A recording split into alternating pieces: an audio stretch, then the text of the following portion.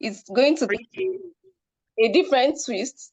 So we are not talking law. We are looking at conversations deeper than that. And today we'll be looking at the topic, the path to professional success, getting into the right conversations. So quickly, since Mrs. Oviekun has done the welcome remark and recognitions for us, I will just read the citation of our speaker.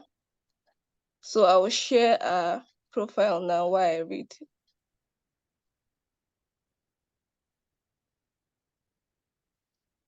Okay, so this is the brief profile of Mrs. Cecilia Madueke. She's the company secretary of Julius Berger Nigeria PLC, a position she has held since May 2011. Before Julius Berger, she worked with Royal Exchange PLC until October 2009 in various capacities, her last assignment being Group Executive Director, ERM, and CG. She also had a stint with Mobile Oil Nigeria PLC, where she started her career in 1987. She's a graduate of the University of Birmingham, Buckinghamshire, England, and she was called to the Nigerian bar in 1987.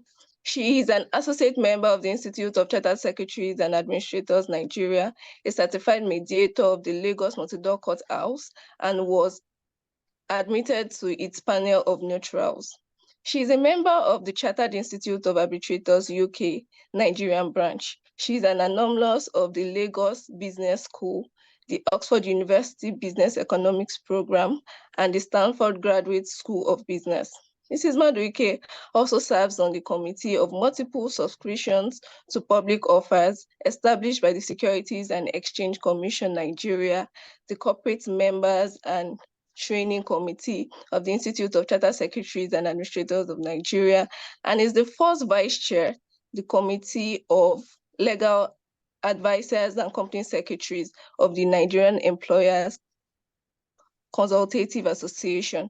She is a member of the Corporate Council Forum established by the Nigerian Bar Association (NBA) and was the secretary of the Second National Elections Appeal Committee of the Nigerian Bar Association, established to address complaints and disputes arising from candidates who participated in the elections of the national officers and representatives of the association in the General Council of the Bar in the elections conducted on Saturday, July 16, 2022.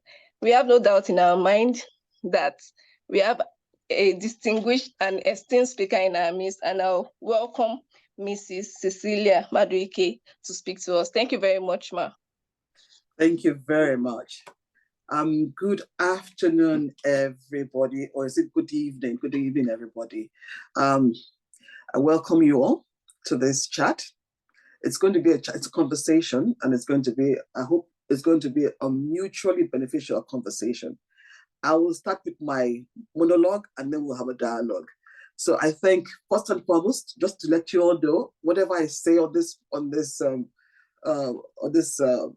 in these conversations I'm having with you are my own personal views. They do not belong to my organization. So just to let you know.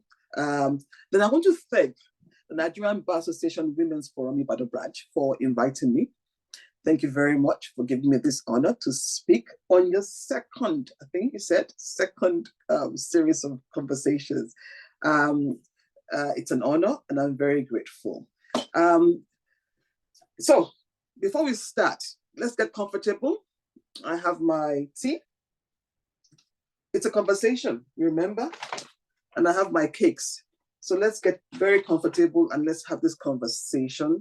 And I hope at the end of it all would all gain and benefit from what we're going to talk about. So let's talk about the NBAWF. It was established in 2019, I'm sure you all know, with the sole aim of addressing and advocating on women on gender issues, particularly from the female lawyers in Nigeria. So this is an organization that is charged with a significant responsibility of trying to address leadership issues, gender issues, leadership issues in the NBA. They've already come out with 15 principles on the sexual and harassment policy, so that is good. We look forward to seeing more from them. I like the conversations we are having. which is also good. It's a form of enlightenment. So thank you very much. Thank you again for taking up that challenge. So when I was asked to prepare this paper, in my research, I did a lot of research and I was trying to put the paper together. And I found that recently there has been a lot of conversation in the space out there on leadership issues and challenges for women. It's very, very topical. And I know that if a lot of you are also reading and also researching, what I'm going to say to you today, some of it may not be strange or unusual, but I hope that whatever I say, would resonate somehow and hopefully would bring about some traction, movement, and hope for some people. So my paper today is titled Conversation by Parables. I'm not saying conversation in parables. I'm not saying that by, because I want to use, what I'm going to be using is I'll be using quotes to address my thoughts today. And quotes, I find that quotes sometimes challenge me that way. They make me a bit more reflective, and they make me try to understand what else, what are the underlying things that they're trying to say. And my target today on this forum is women, but I hear that we have men in the house. So since they are threatening that, we had this threat of men, my conversation is of equal application to both men and women. So I'll go to my first paper today, my first page, which is the introduction, because the title of this conversation is The Path to Professional Success. We have to understand what we mean by professional. I find that a lot of, and I speak to in particular our younger colleagues, because I know on this panel we have our senior colleagues, and we have our younger colleagues. Don't mind whatever, we are all colleagues, we are all members of the Nigerian Bar Association. But for this particular introduction, I want to speak to those who are just coming to the profession. And I think you really have to ask, we have to ask ourselves, who is a professional? Because, I think we go to school, we get the law degree, then we go to law school, we get the DL. What does that mean? Because I don't, everybody needs to have a sense of what being a professional is.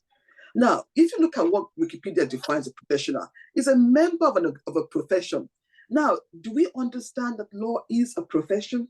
Law is where you or any person who works in a specified professional activity. So, law is a profession. The etymology of the word speaks to a vow. It's something you vow to that you have. I vow that I have this knowledge. I vow that I confess that I have this training. I confess I have these principles. So that is and that is quite different from going to learn in the university. In the university, you are not acquiring knowledge, all right, but as a professional, you are going beyond that to say, I vow, I confess, I have been trained in this manner. So professionally speaks to training, to the standard of education, the training. Can we mute? Can we mute, please? Miss Abudu, can we mute? Thank you. So it speaks to training. It means you have been educated, you have been trained. It speaks to the fact you have a peculiar skill and knowledge, right? Which is at a higher level. It speaks to the fact you have codes of conduct that you must adhere to when you are a member of that profession. It speaks to the fact you are a member of a profession. You are a member, you have other colleagues, right? We all belong to the NBA.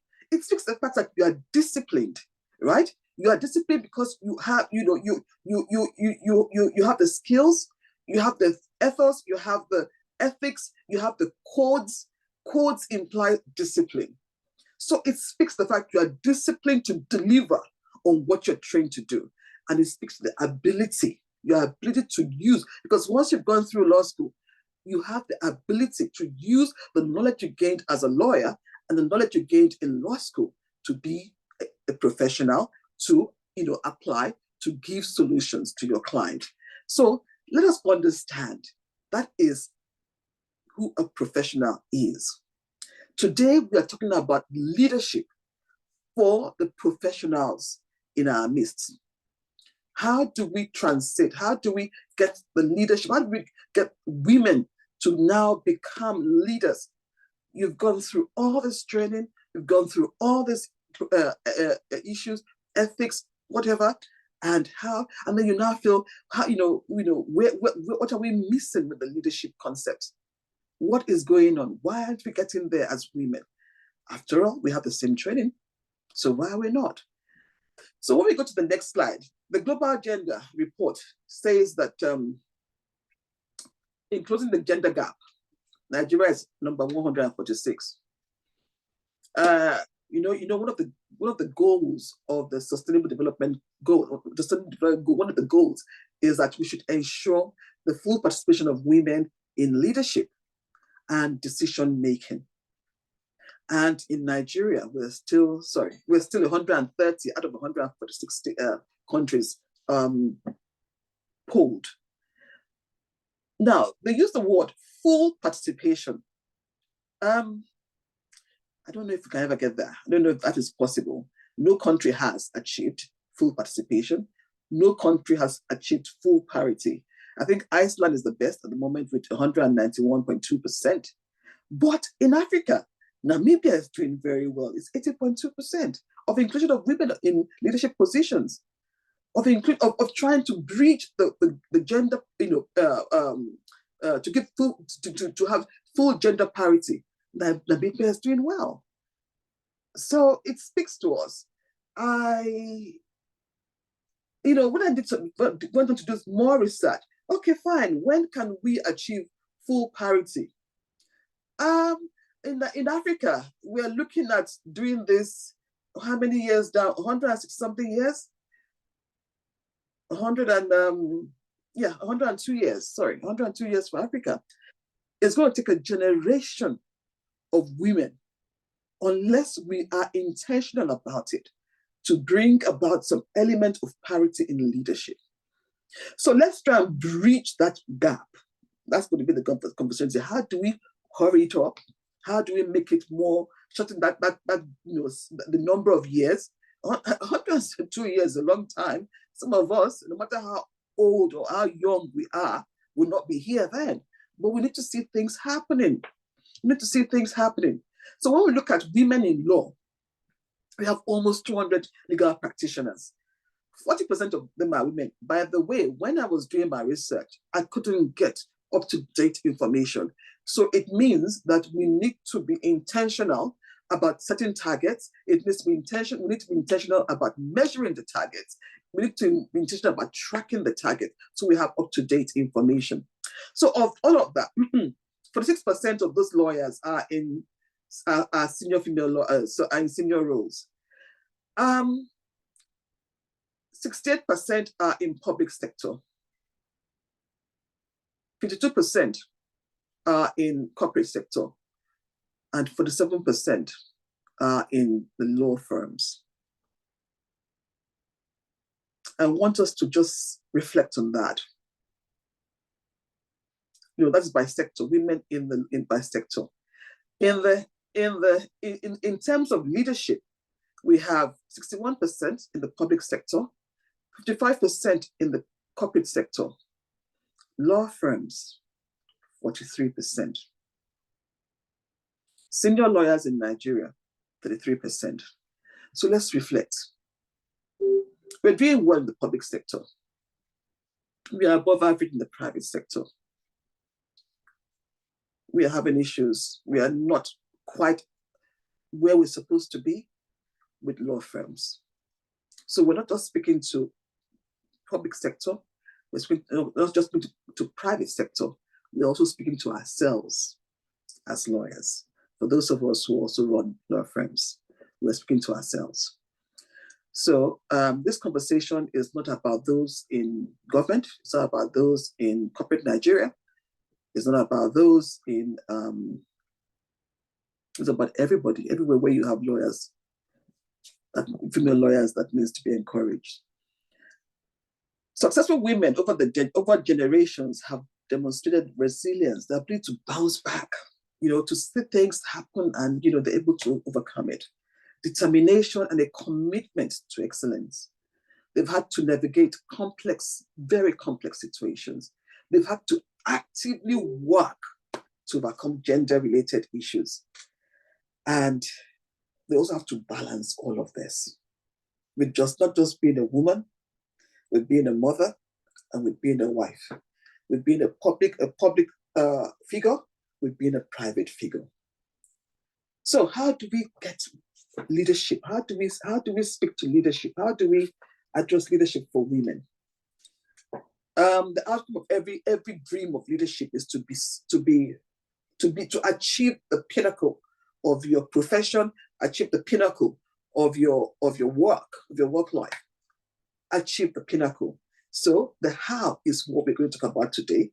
And I'm going to only talk about one or two issues because I know you've heard all of it before. So, but just to emphasize what I think for me, what I think are important for women who want to aspire to leadership and who want to ensure that they stay there when they get there. So we're going to talk about, your leadership journey starts from your qualification. It starts from how you became qualified. Some people leverage on that. We'll come to that when it's talking about networking. It talks about your profession. Some people, if you're in America and you're a doctor, wow, you're good, you're going somewhere. So there's some professions that already, and they give you the, if you want to go in that direction, that you are going to, at one time, you will progress to leadership. In other words, if you do so many years of this, you become a consultant. You do so many years of this, so there's a progression path. But for law, there is no such progression path. You are a lawyer, and then you now aspire to be someone important, a leader. You aspire to be a judge. There's some element of progression. You aspire to be an SAN. Not really. Corporate Nigeria, well, not really. So these are things, career decisions and job placement. These are things that impact your leadership journey.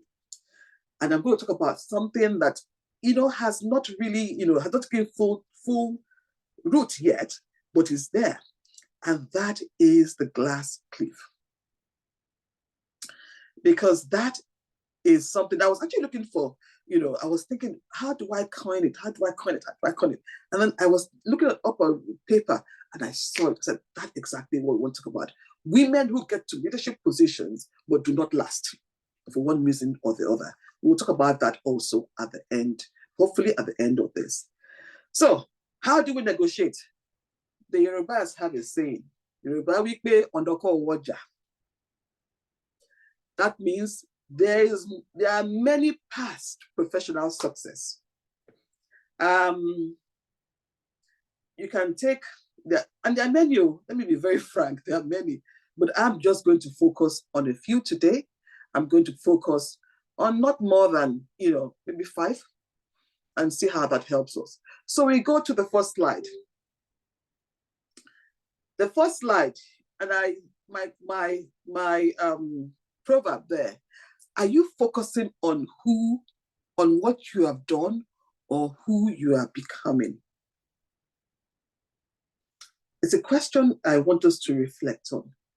Are you focusing on what you have done or who you are becoming? How do you intend to do that? Like I said, I'm talking to you by parables. I'm using quotes, hopefully to speak to situations, to speak to us. Quotes speak to me. So maybe that's why I'm bringing it to this table. And, let's be a little bit more reflective. Are you focusing on what you have done or who you are becoming? Now, when you are becoming, it means you are evolving. You are taking on, you are doing things to make you, to reveal yourself, to make you better. So you do not focus on what you've done. Becoming is a continuous process. It's a continuous process born by, first and foremost, what is your long-term vision? What is your vision? When you finish school, But before you even go to school, you know, when you have your first consciousness, I want to be a doctor. My first consciousness was I want to be a policewoman. Yeah, that was my first consciousness. But I ended up in law, so that's good. Why did I want to be a policewoman? Because I love the uniform. I was going for, so I saw a policewoman one day, and she was so well dressed, very, very stern, very serious. I thought I would want to be somebody like that. Without knowing it, my consciousness was, to be somebody who was disciplined, who was in the disciplined environment. I love the discipline of the work. I love the discipline of the uniform look. So I felt that, and I love the way it was put together. So yes, it was a discipline. I wanted to be in an environment where there'll be some element of discipline, where I'm doing something to stop somebody, I'm doing something. So those were the consciousness, So how did I focus on it? I didn't, well, at that point in time, I knew I was going to go to school. I didn't actually see law as a focus, but law saw me as a focus, because by the time I did my A-levels and I started doing my, I started getting my school to university, my most obvious trajectory was law. And I must tell you, till today, I have no regrets about that decision. I certainly knew one that I wasn't going to be a doctor. So first and foremost, long-term vision. When do you start? It starts from consciousness. You must be able to craft it. You must be able to set the KPIs. These are the things I want to achieve, and setting the KPIs mean I must achieve this thing in year 1, in year 2, in year 3. You must review it. You must measure it. Measure, measure, measure, measure. This is one of the points I keep saying. Measure, because you need to know where you are. If you're going to eat gari and soup, you measure the gari to know, and then you know that it's gauging. If it's not gauging, you know what to do. That is life. Life is, you set targets, you measure. You set targets, you measure. You look at timelines, you measure. So it's very important that you are focused on measuring. You're focused on targets. You are checking your targets to make sure that you are becoming. You don't look at what today is gone. Today is gone. And the end of today, by 10 o'clock, 11, if we're not at parties, most of us are already in bed. The day is gone. So what your focus when you wake up tomorrow is, what am I becoming? What does tomorrow bring for me? What are your values? What are your values? What values drive you? Check your values. Your values determine your leadership potentials, right? Because there's no way you can put somebody who lacks integrity in a position where there's a need for integrity. You're not going to last there. You're going to show yourself up. So what are your values? Determine that, and keep checking them. Keep checking them. The other thing, and I love it, I was reading something on LinkedIn, and I saw somebody talking about Diana Ross, and Diana Ross said, every day when I wake up, she says, I have the negative thoughts and I have the positive thoughts. That is what her mind is telling her. Today you're going to be a fantastic singer, and then oh God, you don't know the song, the words of the song. I'm just trying to figure it out what she had in her mind. But she said one thing that actually I felt was is very key.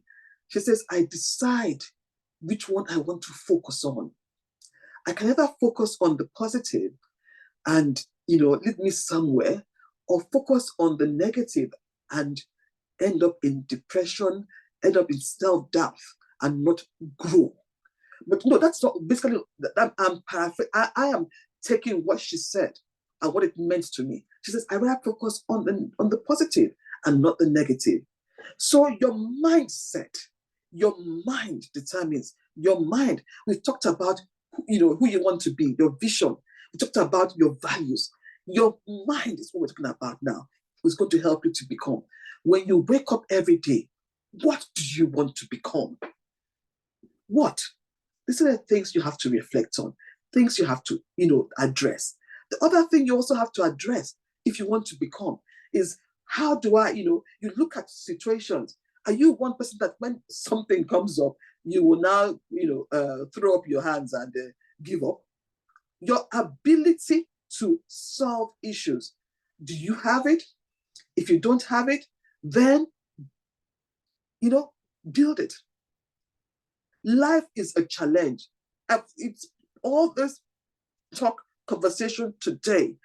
Life is a challenge. The challenge of being, the challenge of growing, the challenge of leadership. How do you solve? Are you a problem solver or a problem giver? In other words, you come, this is the problem, and solution, no solution. And let me tell you, when you keep bringing problems and not giving solutions, you are not going to grow, because people will now realize, particularly those who are noticing and ought to take decisions about your growth and your career path, that this one is not addressing, it's not giving me solutions. So therefore, this one is not leadership material.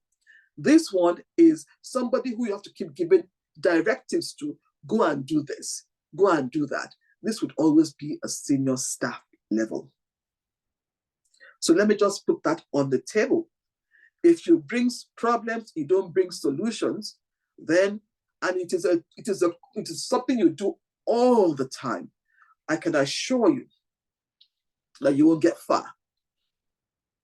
So on that issue, very important, very key, you can become, you can set the values, you can set the vision, but if you don't address your solution ability, then you can't become. So let's look at the next slide. So we go to the next slide, and the next slide we talk about what I just said. You get rewarded for unique knowledge, unique abilities. If you don't give me a solution, you are just like everybody else. You belong amongst the many. But if you give me solutions, and this solution is based on what you have, is based on what you have developed in yourself, I'm going to notice you. I'm going to notice you. I'm going to put you aside. Man in red, set you aside. You are somebody that needs to be encouraged to do more. So what am I saying? You must be somebody that is inspirational. You must be innovative. I remember with COVID, the issue was, how do we hold our AGM in an era, the COVID era, where there were you cannot travel, no meetings, too many things. My company is based in Abuja. The bulk of our shareholders are based in Lagos, or in the Southwest, or in the South, as the case may be. How do we get them to come together to now hold an AGM that is going to stand the legal test of time? So with the brainstorming and everything, I was just, okay, why don't you just do co-location? Co-location is not something that most companies, take the research, called my colleagues, let's look at this thing properly. Co-location. You can have, the seat of the AGM would be in Abuja, but you can have the co-location in Lagos, and then use the Lagos end to address the Lagos issues. By the way, we had some officials who are supposed to be at the meeting, like the registrars, like the auditors, but they are Lagos-based. So how do we bring them there? So when we did that, that was something that had never been done. I don't think they will do it again. I pray we never have COVID again. But, it was a solution for the time. It was based on innovation. It was based on expertise. It was based on experience. It was based on trying to find out, to be a solution provider. It was based on, what the expert knowledge, the knowledge you have of law, of, company secretarial practice, right? So you must have something unique. Nobody is going to be a jack of all trades. You will never get far with being a jack of all trades. But you would get very far with knowing, with having a specialized knowledge that people seek you out for. They ask your opinion. They ask for your input, right? It's very important that you have that. When you have that, leadership is assured. Because if they don't ask you, who else are they going to ask? So you must have that ability to be agile, to be, not to sit in one place and to look at one solution fits all. Oh, this is how we've done it 20 years ago. It can't change. It can change. So yeah, you must also be somebody who is inspirational. Your knowledge must inspire people around you to want to know more as well, to want to have more, to want to have more of you. So you get rewarded for unique knowledge, not for all the effort you can put in place. If you put all the effort, sorry, everybody can put in effort, but it's only those who take the extra mile to have that knowledge that would now get the recognition that is required. So we go on to the next slide, please. So how do you get, before we get to how do you, let's first of all talk about networking. Before we get to, the issue of, knowledge, well, we talked about knowledge, but let's talk about networking, because that's what everybody is doing now. Is networking the buzzword? Is it the latest buzz arrangement? I have to ask that, is it working? Is it not working? Right? Let's talk about that. I hope you'll be part of the conversation.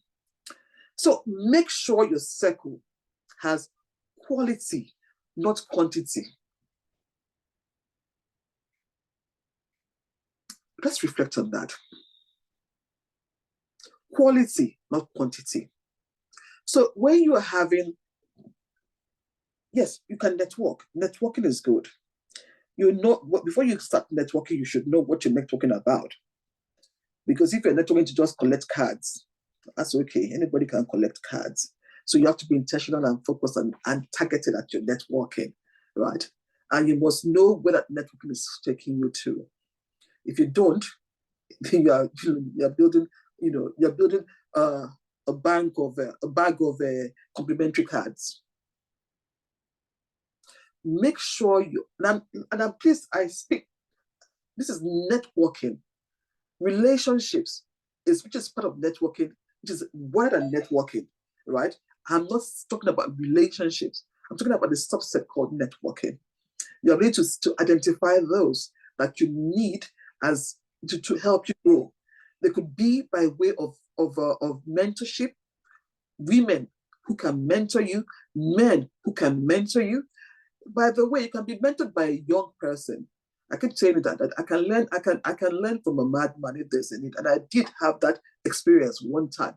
And it opened my eyes, the fact that anybody can give you knowledge, right? And I'm not talking about continuous mentorship. I'm talking about a single event, a life event of mentorship, a life event that mentored me.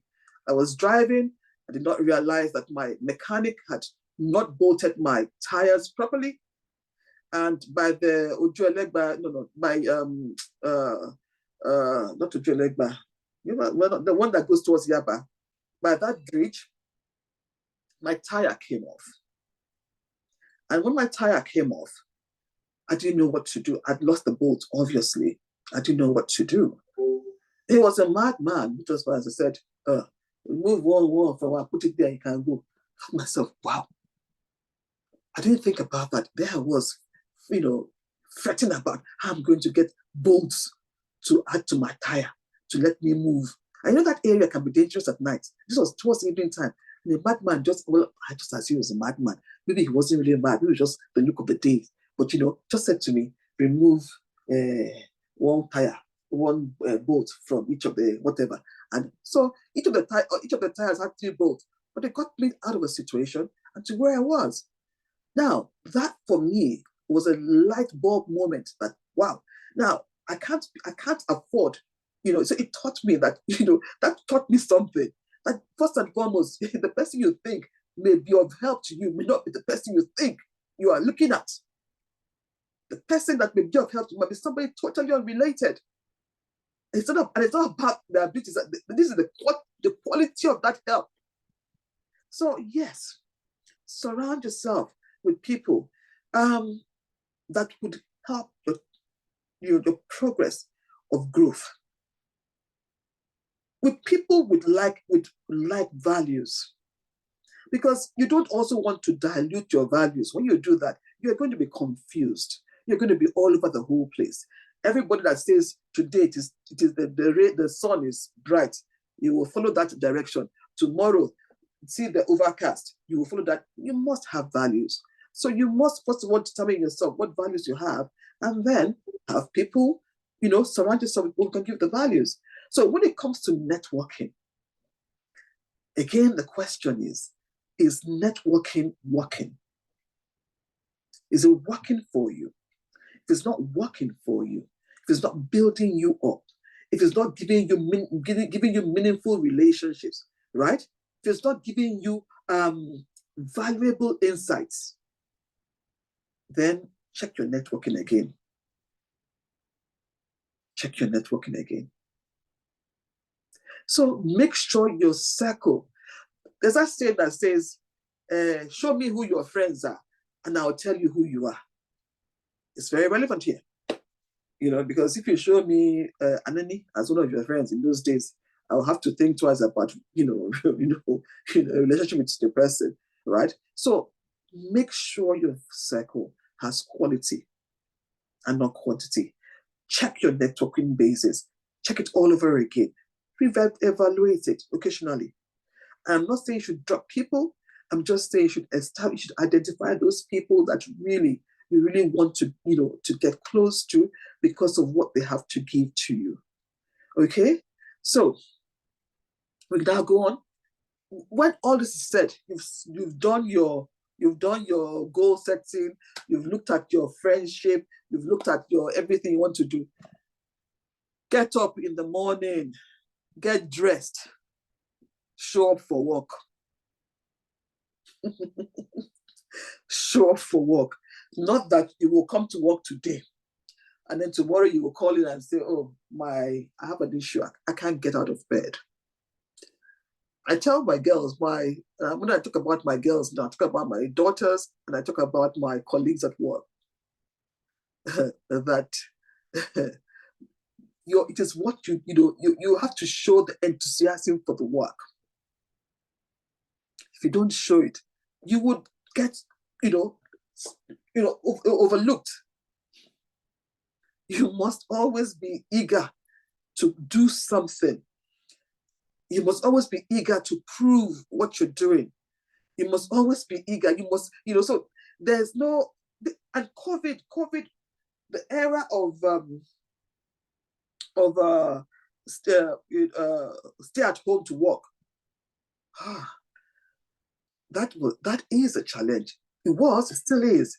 Because I keep asking, how would for those who have leadership issues, how would you be obvious to your bosses when you're at home? How would you get the attention that is required, get the notice that is required to make you be, identified as a star? If you're working, if you wake up in the morning and then you face your computer, people, it's not just, look, it's not, leadership is not just about, showing up before a computer. It's about your language, the body language, your facial language, your ability, your interaction, how I deal with you one-on-one, our conversation one-on-one, how I meet up with you, when I meet up with you, and what you are giving, what the vibes you're giving off to the next person. So no matter how you feel, leadership is consistent. Leadership is, so you must always go to work. If you are in today, out tomorrow, in for 1 week, out for the next week, you are not showcasing yourself. Yes, leadership is about showcasing. You have to show to those who are looking for the leaders, who are looking at the leaders, who are searching, for the talent, that you are somebody they should look at. You must be committed to what you're doing. You will know when somebody is not committed. You will know. The focus is not there. The interest is not there. You give them work to do, and they will just do it shabbily, and then they will be giving you excuses. You will know. And when you see that this one is not going anywhere, you will know. So you must show the commitment. And showing commitment means going the extra mile. Sometimes, I remember during the days of not Ali Mosgo, when Abiola was to be the riots in the Abila time. I had a meeting.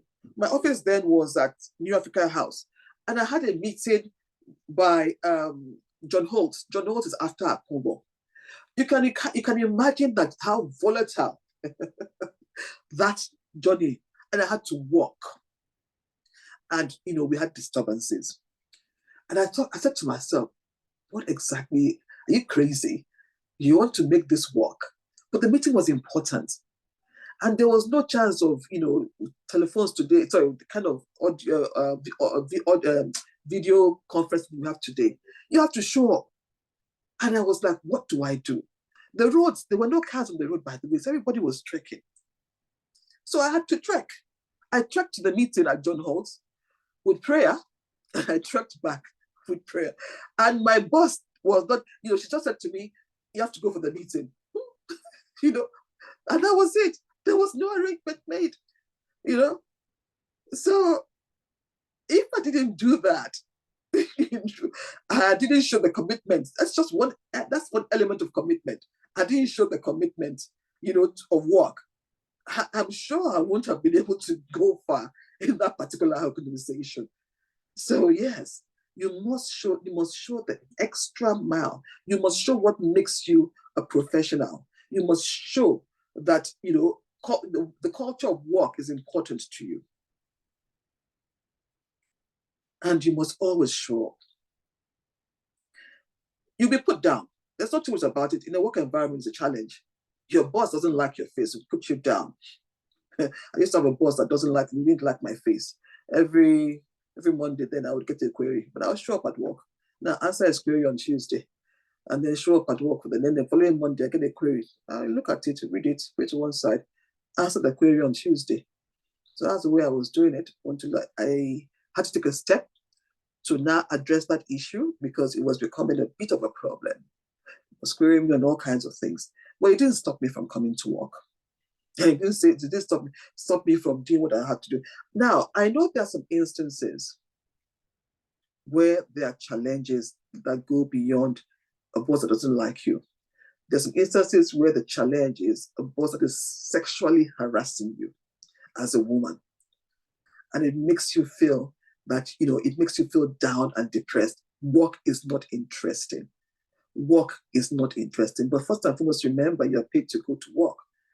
The other thing is we have to find a solution. So this is where also it's important for you. Like I said, a leader would always find a solution, right? As to how I'm going to handle this person to make sure that whatever he's doing is not going to impact on me going forward. We'll have a conversation, about how to deal with it. I'm glad that we have these 15 principles, but remember, I know before we go into that, before you flag it, that there are some times that work is made difficult for you, the people you are working for. But life is hard. Life is not. If life were meant to be soft and simple, it would not. It would not be. It would be boring. It would be absolutely boring. I guess I'm challenged to discover how I can overcome situations I don't like and not be bored by it. Can be a bit depressing, I understand sometimes. It can be daunting sometimes. But yeah. So no matter, you must show perseverance, you must show commitment to what you're doing, and you must be consistent in your work output, consistent to show up, consistent to your work output. You can't be great today and bad tomorrow. You'll confuse even your bosses because they wouldn't know how to. You not get you. She's consistent, but she loses focus. When somebody tells you that you're losing focus, just know it that you are being identified not as a leader, because a leader must have focus. So just know it. So when you see that on your appraisal sheet, start working on it. This one is not focused. Start working on it. So let's go back to the beginning. Some of us are married. Some of us are not. Some have fiancés. So yeah, the most important career choice you can make is who you marry, whether you are male whether you are female. How you get to the top is who you marry. If you are married to a man that gives you all the support, but when you have an issue, a man or a woman gives you all the support. When you have an issue, you can sit down and discuss it. And you have an element, it helps you with your thread, your thought process, and helps you to reach a conclusion. Somebody who can help you to so today, when you come to you are late at work, somebody will go and say, let me pick up the children. Oh, darling, I do understand you're late today. I've got the children, I'll take care of them. That one can be male or female, but I'm just saying it so we know how that works, right?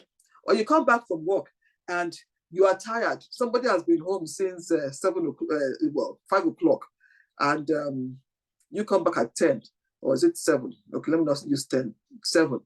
And I haven't eaten today. I'm very hungry. Nothing to be done. Food has to be prepared. That is an issue. So you need to have the person that will support you in your journey, your career journey.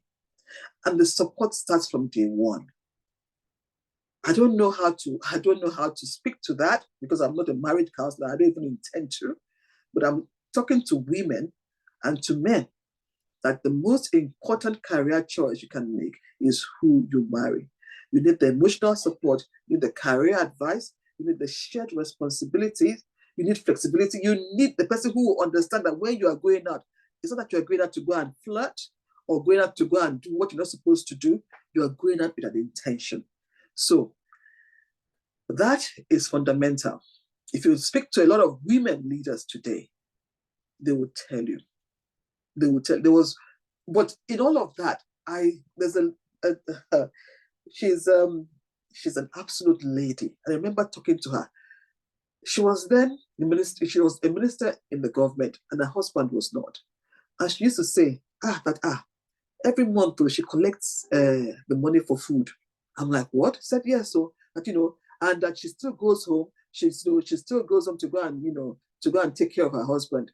I'm like, what? She said, yes. That the husband has been very supportive to her over the years. And he is not in any way. She's a minister. He is not. So let's speak to that. Just remember that. Remember that. The most important career decision, a man can make you or break you. If a man tells you, or a woman can make you or break you in your professional journey. If your home is not happy, how do you grow? If your home is not happy, how do you grow? So we go on, we will never be truly satisfied unless you're satisfied by life. Your work-life balance has to be on top, right? And women, please, health is very important. If you don't take care of yourself, you cannot grow. You'll be defined by your illness. Do not be defined by your illness or by your health situation. Oh, she's always, whatever. She's always there. Don't allow that to define you. As a leader, you have to find a way. I'm not saying that, because I know some women have issues with menstrual cycles, particularly, what can get very bad. Some of them can be hospitalized. But even with that, don't let that is a certain number of days.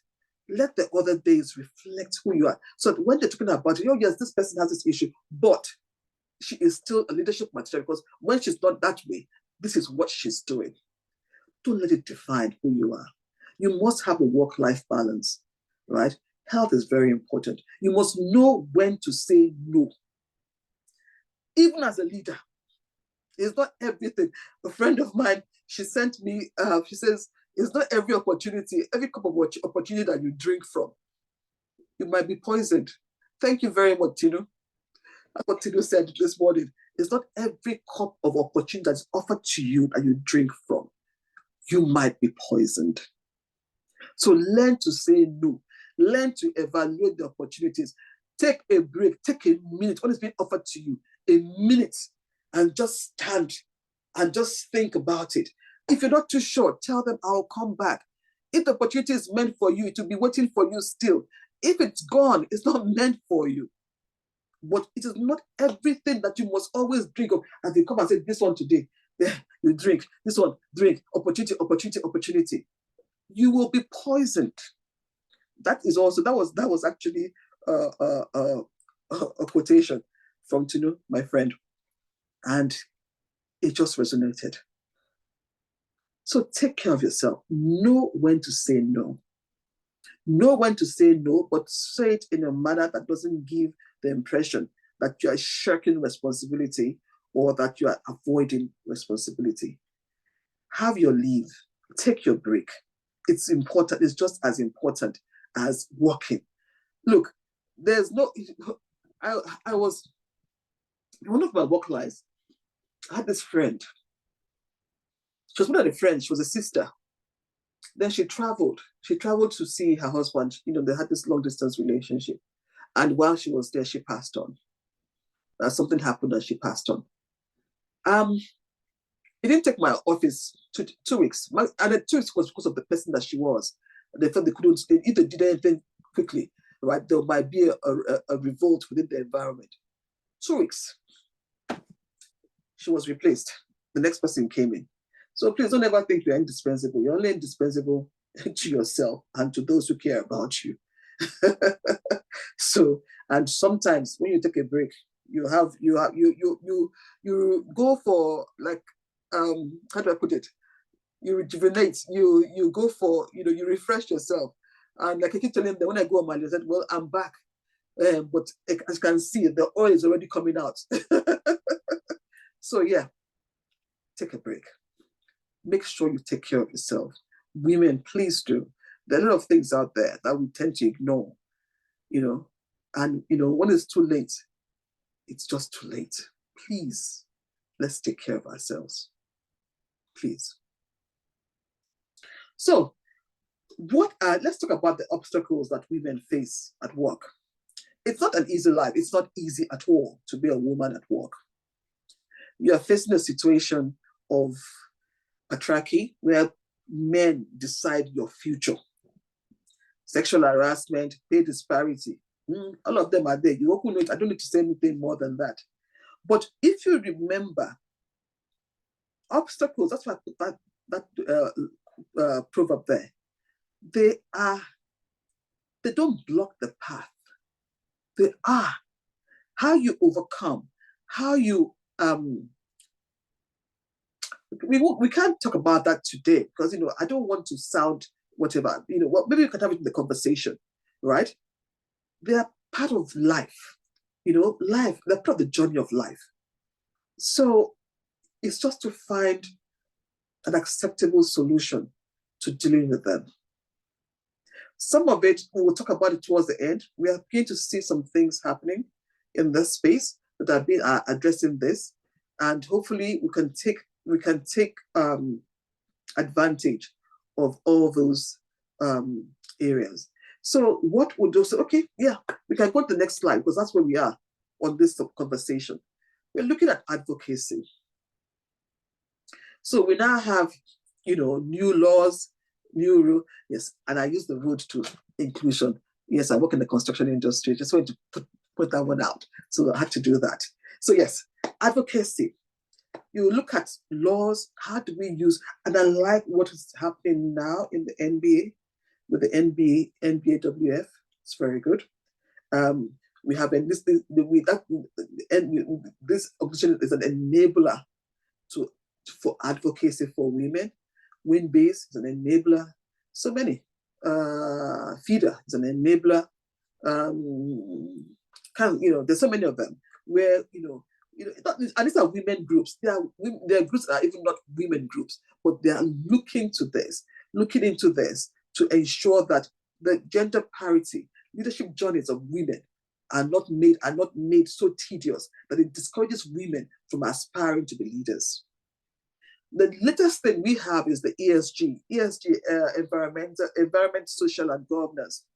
That, for me, I'm a governance expert here. That's my own line of specialty, right? And the way I see ESG, is a tool for inclusion. It talks about parity. It is not even the parity, it's not a Nigerian parity, it's a global parity. It's a tool. Companies now have to be more conscious about this gender parity and have to be measuring it and making sure it's there. So let's encourage companies, encourage firms, encourage government to look at this. And it's becoming more and more important because it's, to access capital, you must show some of these things, ESG principle, you must adhere to some of this ESG principle, and it will come to a state, even for Nigeria, that you have to show that. I traveled to Sweden, and we were having a discussion about how certain things were happening, and they said, that they had to make it that it has to do with housing. That there are some houses whereby if you have a D rating, the lowest rating you can get is D. If you have anything lower than D, you will not be able to let it out. And we asked, how is that possible? And they said, well, it's being done by the EU. The EU countries are adhering because you cannot, the implication of that is that if you don't have a certificate that says your house is rated D, you can't let it, you can't do this. So yes, there are ways, advocacy, enablers to achieve to achieve this gender parity. And please, I'm not talking about, I don't want us to greenwash. In other words, we say we are doing things, we're not doing it. No. We need people who are going to be out there measuring what we are doing. For my company, we have to publish a sustainability report. There are people who are there reading the sustainability report and looking at it and saying, these people are not doing what they're supposed to do, or these people are doing what they're supposed to do. So it's helping them measure. People are measuring us from what we put out there and what we report. We need more of education. We need more of accountability. We need to hold people to their words. We need to hold people to their roles, their function. We need to engage with authorities. All these are all part of advocacy. Advocacy speaks to all of this. But for women, what we need to do is to lead by example. For us women, this one's the advocacy, the education, the engagement, all external. Internally, for us women, we need to lead by example. We need to build relationships with other women. I keep hearing women don't like themselves. I don't know about that too. Maybe it's a conversation we're going to have. How do we like ourselves better? But we need to build relationships, women to women, W to W, I like that. And also lead by example. If you do not do that, you do not give the assurance. In fact, you give the impression that getting to the top is a battle. So please, women, we need to take that battle on and see what we can do with that. Okay. So I have here my last slide, I think, before we go to the slide on quotations, because I think I've been speaking for too long, almost 1 hour. So I have to really so we can have this conversation we're supposed to have. So at the end of it all, what is required for you to get to leadership? What do you require?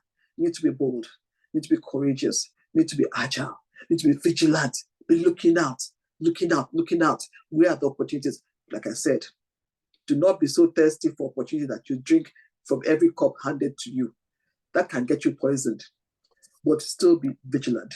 If you're not vigilant, if you're not looking at you're not looking at it to see where the opportunity is, see where it is, right? It's not just about being handed. You just have to be able to see where it is, and then to now, think it through in your head, and to see how you can take advantage of it. Be intentional. Have a vision. You must be intentional about having a vision. In our own days, we're not. Let me be very frank. We're not very intentional about having a vision, because you left school, you went to work. But now, in the circumstance in which you are, you must be intentional about having a vision. You must be intentional about putting metrics to that vision.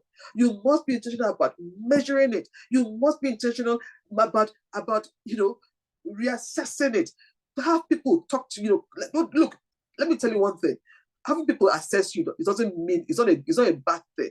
So all those people who are afraid to be assessed, because it's only an assessment by third parties that you know where you are doing wrong and where you need to how do I say it, address yourself, so you need to know that. It's very important. Measure. It's very important, right? And you must take lessons from where you are. There's a saying that says, fall forward, learn your lesson. They say when the older people fall, when they look back to see why. The young child just gets up and keeps going.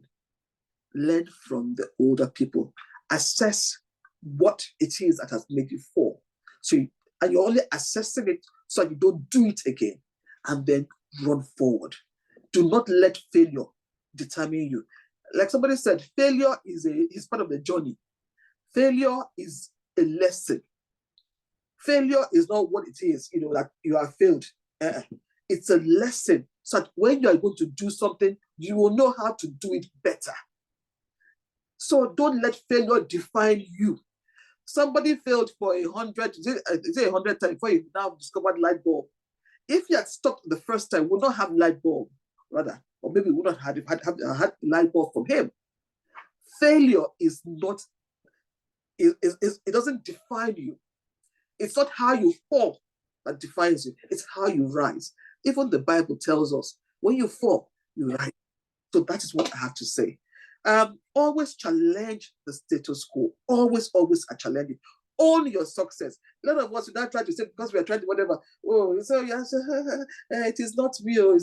Own your success.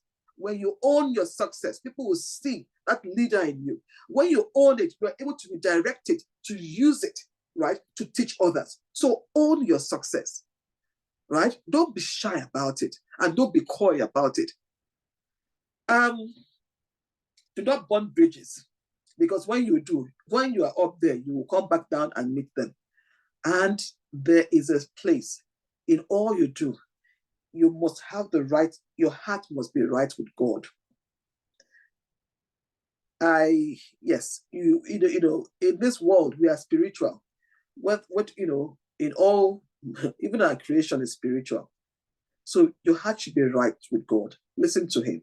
And when you have a problem that nobody can help you with, when you're having your personal retreat, I want to emphasize personal retreat. You need to have the personal retreat. In your personal retreat, you assess your goals. You see where you are. You reflect, you meditate. You have a conversation with God. Seek wisdom. It's very important. I want to talk about the glass cliff, which I mentioned before. And the glass cliff, before we go to just put the quotes on, because they are very impactful, and I'm going to speak to them. But I just want to mention, because I mentioned that earlier at the very beginning, the glass cliff is where women are promoted to positions of authority, of leadership in companies that are having issues. So when you get there, if you fail, they'll say, hey, because she's a woman. Even though they know the company is having issues, right? Or whatever. So yes, how do we deal with situation where you've been promoted? You were promoted to a department or a place of leadership, and it's either you go up or you fall off. A cliff is you fall. It's something that is, if you're not careful, you fall off it. So, and please, I want us to go back and read about it for women, because it's also a learning curve. I didn't even realize that giving it a name, but I realized that we have to speak about when women get to position of leadership, and then things happen, and then they they're pushed off, or they fall off. What in my research and trying to whatever, I now found this actually been given a name since 2020. So first and foremost, as a woman, you must ask yourself, why was I appointed to this position? A lot of us don't ask that question. We just get the promotion. We say, oh God, yes, I get to have 1 million naira extra salary. I'm having the trip and whatever. You look at all the benefits. You don't look at the why. Oh yeah, you think, oh, as a result of my good works, or it's as a result, it's a recognition of whatever I am. No, we're not talking about all of that. Why were you appointed to that role? What were the issues that you require your appointment to that role? You must identify that. You must ask yourself. You must look into that. What is your vision for that role? What would be your short-term, medium-term, and long-term plan? What are your goals for that role? These are the things. Don't sit comfortable when they give you a seat. Well, well, don't just sit. Before you sit comfortably, you know you have to check the seat anyway to be sure that you can take your weight. So yeah, check all these things. Evaluate, reevaluate, set targets, measure, assess, rejig. It's a continuous circle for you to maintain your position. You must maintain that position by this continuous circle of evaluation. You evaluate the whys, you evaluate the relationships, you rejig. It's continuous. If you don't do it, you will fall off. And they will say, huh? Because she's a woman. I need to also speak to relationships with your colleagues. I haven't, because it's a given. You must be able to navigate relationships and you're going to navigate relationships with those you don't like either. So you must find a way to navigate your relationship with your colleagues and let them understand how far they can go with you. Very important. Because you're going to have some people as you climb up the leadership ladder who would also want to bring you down, male or female. You must be able to recognize them. You must also be able to listen because, like I said, don't burn bridges. You don't know who can tell you the information that you require. Don't burn bridges. Don't say because I'm a Ghana, I don't need to. Your driver can be the one that can save you. Don't burn bridges. So my last paper, my last slide, gives you some impactful quotes. But I just want to the ones I've highlighted in red. I love to see a young woman go out and grab the world by its lapels. Life is a bitch. You've got to go out and kick ass. I love that. Because you would have to kick ass sometimes. And pardon my French. Being a woman is a trump card. Yeah, it is your trump card because as women, we have some inbuilt strengths that men don't have. The ability to multitask in situations and to see things from a different angle. So men don't have it. You said they will tell that when you're a board where you have women, an appreciable number of women, they don't fail. Because we also tend to kind of look, testosterone in the room is very bad. When you see men with their ego and testosterone, everybody is trying to be, I'm this, I'm that, I'm the other, right? But women just kind of step back and, assess the situation a bit more. And, look for the underlying. We are more intuitive about situations. So yes, being a woman is a trump card. So as women, enjoy it. Build up what it is that makes you a woman. Okay. Then the other one is the more you love, which comes back, the longer you live. Remember that. Some women get there and they now become stony face. You can't get them to, no. You laugh or enjoy yourself. Bring joy to people. When your environment is joyful, when your environment is impacted by laughter, people, it releases things. Stress is relieved. Ideas come because, people enjoy what is going on. Remember that. And then this is for the men. Notice, and I put that one there. It's actually a notice. Please put the toilet seat down. The women are here. So we also want to have, we don't use the toilet seat up. Use it down. The women are here and we are here to stay. That's my final word. Thank you, everybody. Thank you very much, Ma. Your words were very, very impactful. In fact, I've been taking notes. I have like 4 pages already. I've been writing and writing. You have said a whole lot of impactful words, and we are really grateful. I just quickly want to run through some of the things you mentioned. You have told us that for us to start this path to professional success, we have to understand what it means to even be a professional. I found that very profounding, because you have to know what you want to do before you start what you are doing. And then you gave us 6 points on the path. You said, number one, becoming. And in becoming, you have to have a vision, you have to have values, you have to focus on the positive and be able to solve issues. Then you said we have to be unique. We said we have to be unique to be noticeable. We have to be innovative. We have to have specialized knowledge, and we shouldn't just be a jack of all trades. And then the third point you mentioned is quality network. You said check your network if it works for you, and if it doesn't work for you, change it. I find that very, very profound. So then you also mentioned that we should get up and show up, show enthusiasm for the work, showcase yourself, be committed.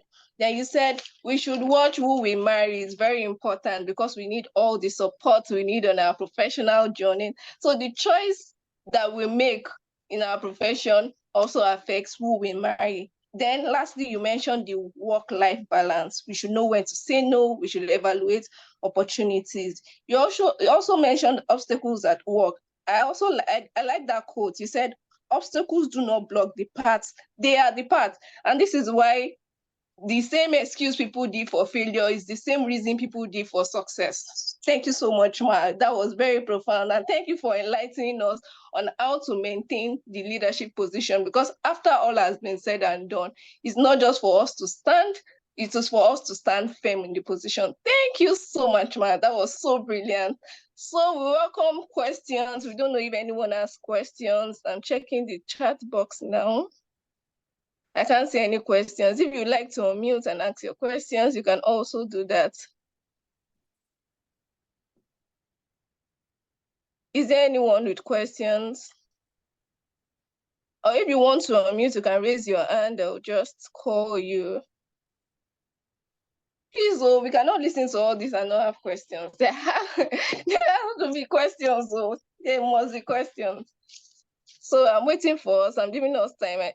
I believe what we had, we are still, we are reflecting on it, thinking on it. I'll just read some of the comments. Mrs. Mahmuda said, wow, awesome. Morenike Abu gave a clap. Life said, thank you very much, Ma, for the profound section. Assis iPhone said, wow, thank you, Ma. Very insightful, Adora. Then Mrs. Delaya said, thank you very much, Ma. We are really grateful. Do we have questions? We don't want to keep our speaker waiting. Oh, someone said the question she has been answered. Wonderful. Okay, that's nice. Thank you for that comment.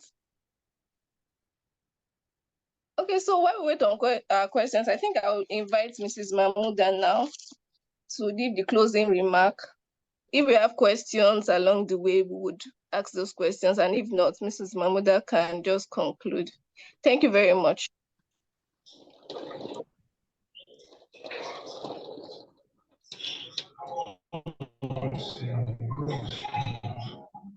Good evening, everyone. Good evening, everyone. Thank you so much, Mrs. Madueke, for this insightful session.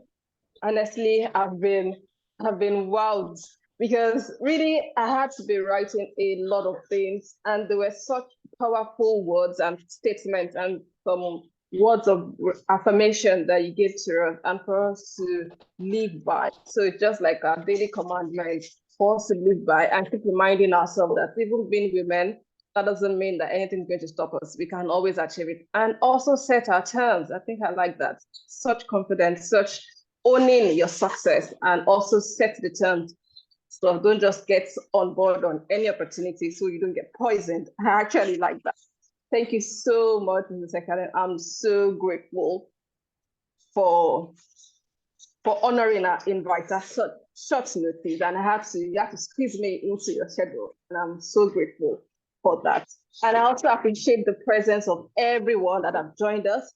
We have some of our male champions amongst us. We have the former chairman of MBA Ibadan, Mr. Yinka Ison, the former secretary, immediate past secretary of MBA Ibadan, Mr. Yusuf Brahimi, joining us. And also our reverse senior, Mrs. Wuraola Bukeye, is in our midst. And I'm sure they've they've benefited a lot from this knowledge sharing session, and I'm sure each of our knowledge sharing sessions have been able to give some level of value to everyone that has attended, and I hope that they are able to internalize it and also work on it and be able to say, oh yeah, I've been able to achieve some success, professional success.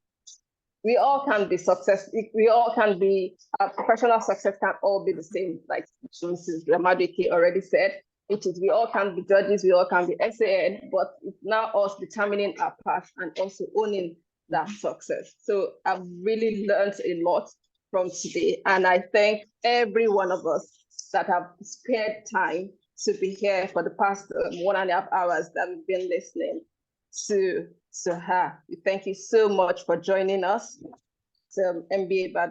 MBAWF Ibadan Knowledge Sharing Session for September. And please look out for our next session in October. I'm sure it's going to be as insightful and beneficial as it is. Thank you so much, and I wish you all a pleasant weekend. Thank you. I'm not sure if you still have questions, and I'm sure Mrs. Madueke can still take one or two, but if none, then thank you very much and have a nice weekend. Thank you, everybody. But somebody asked if the slides could be shared. We don't know if we have Mrs. Madueke's permission. Yeah, that's fine. Go ahead, please. Go ahead. Thank you, ma'am. Okay. So thank you, everybody, for listening to me. Thank you. Like I said, I hope that there's something that you take away from this. Thank you so much. Thank you, ma'am. I took away a lot. Thank you so much, Ma. Okay. All right. Okay. So have a wonderful weekend, everybody. Thank you. And you too. Bye-bye. And you too, Mrs. Madueke. Thank you so much, sis. Thank you. Bye.